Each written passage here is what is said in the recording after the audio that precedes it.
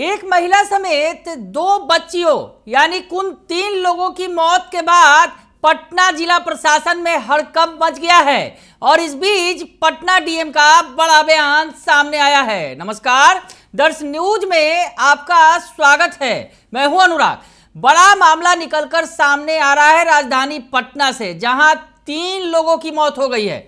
एक महिला और 2 बच्चियों की मौत के बाद हड़कंप की स्थिति बनी हुई है। पटना के शास्त्री नगर इलाके में आसरा गृह में, जहां पर समाज से परित्यक्त महिलाएं और बच्चियां या फिर और दिमागी तौर पर कमजोर महिलाएं और बच्चियां जो रह रही थी, वहां पर फूड पॉइजनिंग के वजह से हड़कंप मच गया। ये मामला छठ के दिन का है।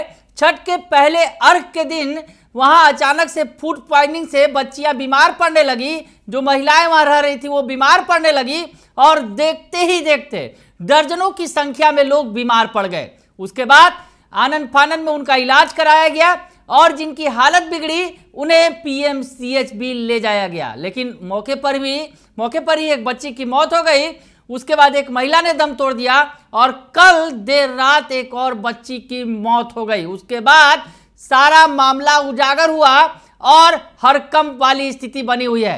मामले की जांच कराई जा रही है। पटना के डीएम चंद्रशेखर सिंह ने इस मामले में क्या कुछ कहा है, बड़ा बयान उनका सामने आया है। आपको पहले उनका बयान सुनवा देते हैं, सुन लीजिए आप। ये आसरा गृह में जो है मानसिक रूप से विक्षिप्त जो महिलाएं हैं या बच्चियां हैं, बेसहारा जो हैं, वो उनको रखा जाता है, उनकी देखभाल की जाती है।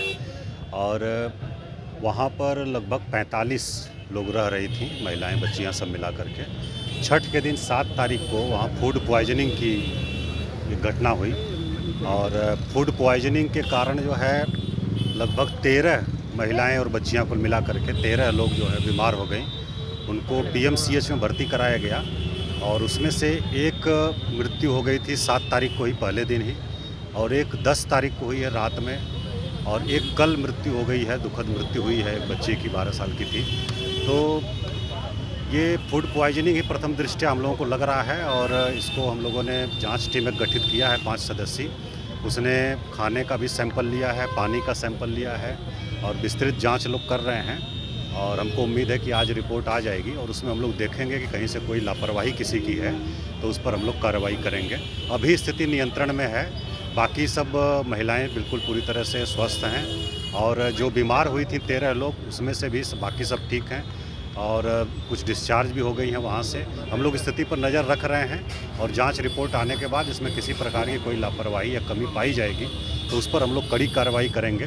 प्रथम दृष्टया ये फूड पॉइजनिंग और साफ़ सफाई की कमी और एक तरह से लापरवाही का मामला ये बनता है और जैसे ही जांच रिपोर्ट आती है हम लोग उसमें नियमानुसार गुणवत्ता की बात होगी। आज से भी जो खाना परोसा जाएगा तो उसमें गुणवत्ता की बात नहीं, गुणवत्ता की जांच जो है वो की जा रही है और काफ़ी दिनों से वहाँ पर सब लोग गृह का संचालन काफ़ी दिनों से हो रहा है और ये घटना जो हुई है दुखद हुई है। इसमें हमको लगता है कि कुछ खाने पीने का सामान या पानी वगैरह का कुछ प्रदूषण की स्थिति है, तो उसको हम लोग देख रहे हैं। उसका टेस्ट के लिए भी हम लोगों ने भेजा है, सैंपल भेजा है और जैसे ही रिपोर्ट आ जाती है तो उसको हम लोग आगे अग्रतर कार्रवाई करेंगे। अभी 3 लोगों की मृत्यु हुई है, 3 महिलाओं की। उसमें एक महिला है 24 साल की थी और एक बच्ची है 6 साल की और एक बच्ची है 12 साल की, जिसकी कल मृत्यु हुई है। 3 लोगों की दुखद मृत्यु हुई है। बाकी सभी अभी जो 13 लोग बीमार थे उसमें बाकी लोग खतरे से बाहर हैं और हमको लगता है कि आज डिस्चार्ज भी हो जाएंगे पीएमसीएच से। ये 7 तारीख की घटना है, छठ के दिन की घटना है। और बाहर से आता या खाना वहीं बना? नहीं, खाना बनता है वहाँ, सब सामग्री खरीद करके आती है और खाना वहाँ पर बनता है। रसोइया हैं, बाकी लोग हैं, तो खाना वहीं पर बनता है और उसकी सभी चीज़ों की जांच हम लोग कर रहे हैं। और प्रथम दृष्टया यही कि अस्वच्छता और एक तरह से लापरवाही है, प्रदूषित पानी या खाना जो भी समस्या है उसमें उसकी जांच कर रहे हैं हम लोग। जांच करके उस पर कार्रवाई करेंगे। नजर आ रहा है बयान में, जो बयान सर SDPO 2 सचिवालय का आया, उसमें उन्होंने कहा कि 7 तारीख को एक बच्ची एडमिट हुई, 8 को डेथ हुआ और जो उपाधीक्षक हैं अशोक सिंह पीएमसीएच के, उनके द्वारा कहा गया कि 13 बच्चियों को 10 तारीख को एडमिट किया गया था। 13 बच्चियों नहीं, पहले शुरू में तो हम लोगों ने इलाज वहीं कराया, जो आपका वो जो हमारा घर है आसरा गृह है, वहीं पर मेडिकल टीम भेज करके हम लोगों ने इलाज शुरू कराया था। ड्रिप वगैरह और बाकी चीज़ें वहीं पर हो रही थी। जो बच्ची सीरियस हुई उनको भेजा गया और बाद में एहतियातन के तौर पर सभी बच्चियों को वहाँ शिफ्ट किया गया पीएमसीएच में, जैसे हम लोगों के संज्ञान में बात आई।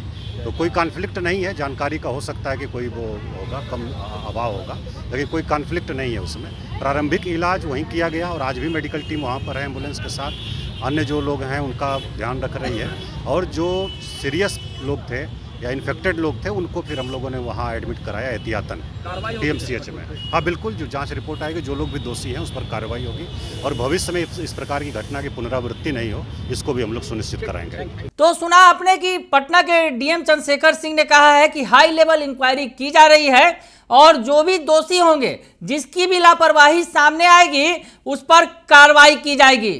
कोई भी दोषी बख्शे नहीं जाएंगे, ये कहना है पटना के डीएम का। उन्होंने ये कहा है कि प्रारंभिक तौर पर ये लापरवाही का मामला है, फूड पॉइजनिंग आखिर कैसे हुई, और इस पूरे मामले की जांच कराई जा रही है। कई अधिकारियों को लगाया गया है और एफएसएल टीम भी जो है इस मामले की जांच कर रही है। जिलाधिकारी ने कहा है कि इस मामले में प्रारंभिक तौर पर लापरवाही और साफ सफाई का मामला सामने आया है। रिपोर्ट आने के बाद कठोर कार्रवाई की जाएगी। तो पटना में छठ के दिन अचानक फूड पॉइजनिंग हुआ था आसरा गृह में, जो शास्त्री नगर इलाके में पड़ता है, पटेल नगर में, और वहां पर अचानक से जिस तरह से लड़कियां और बच्चियां बीमार पड़ी, और उसके बाद मौत का सिलसिला भी शुरू हो गया। उस दिन भी एक मौत हुई, और उसके बाद 10 तारीख को एक मौत हुई, और कल देर रात यानी 14 तारीख को मौत के बाद हड़कंप वाली स्थिति बनी हुई है, और पटना डीएम ने कठोर कार्रवाई का आदेश दिया है। बने रहिए दर्श न्यूज के साथ, तमाम खबरों से आपको अपडेट रखेंगे। फिलहाल के लिए इतना ही, धन्यवाद।